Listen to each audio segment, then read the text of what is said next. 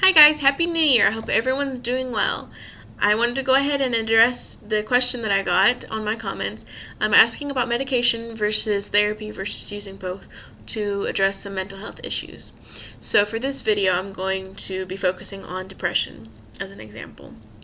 As with anything, if you have real concerns about symptoms that you're experiencing for any mental health issues, please go see your local healthcare doctor, or preferably somebody at like a local community mental health center. But just to kind of give you an idea about medication versus therapy, medication will address some of the medical issues of mental health issues such as depression. Depression is caused by a combination of an imbalance of neurotransmitters in the brain as well as environmental factors. And that's why with depression it's really good to have both types of both medicine and talk therapy to help you figure out how to deal with your depression. The specific neurotransmitter usually out of balance is a lowered amounts of serotonin in the synapses of the axon. And I can go over that in a different video, but then that's like a whole class, a whole semester in and of itself. But medication, usually an SSRI, just helps to make sure that there's enough serotonin in the synapse of the neuron, that's a little gap between neurons, so that messages can get passed along in the brain. When there's not enough serotonin, then the messages aren't strong enough for the brain to feel comfortable, I guess is a way to say it. And this results in some of the organic symptoms of depression that we see, like lowered changes in appetite, changes in sleep, decreased motivation, decreased interest in pleasurable activities. And just all of these changes are symptoms of depression, which generally can be traced back to that change in the neurotransmitters. Therapy can help you address changes in environment that need to happen, either in your external environment or in your internal world and your cognitions. The kind of go-to therapy for that is cognitive behavioral therapy. And cognitive behavioral therapy is just what it sounds like. Cognitive, the cognitions, your thoughts, behavioral, what behaviors, what actions you're doing.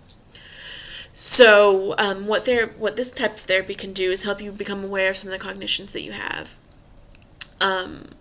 How you generally perceive events.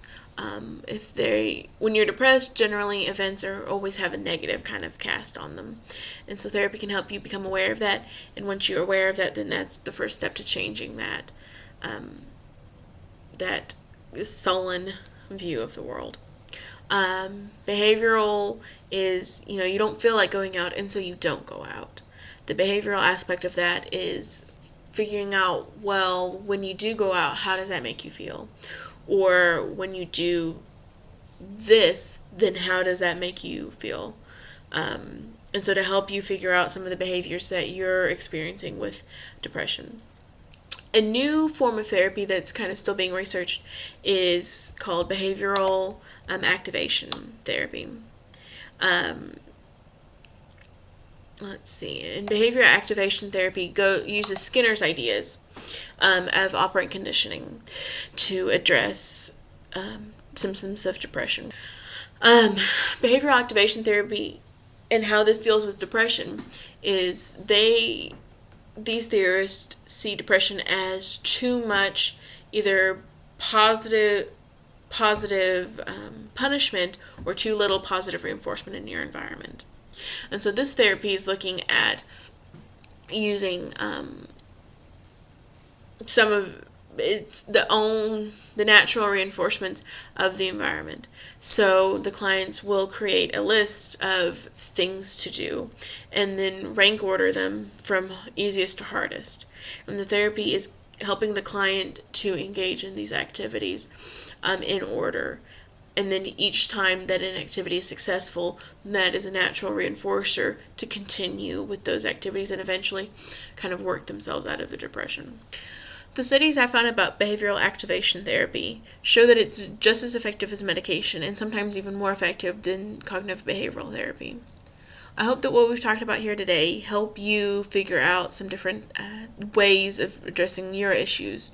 If I haven't addressed the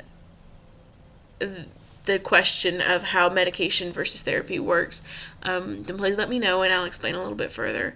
This is just a very basic idea. 10 minutes is very short. So let me know if you have any additional questions. And therapy, remember, is very individual, and mental health is individual.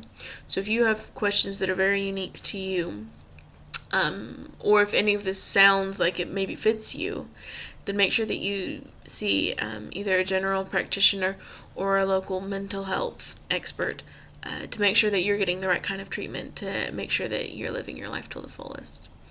So I hope that everyone continues to have a great start to the new year, and I look forward to speaking with you again soon. Thanks.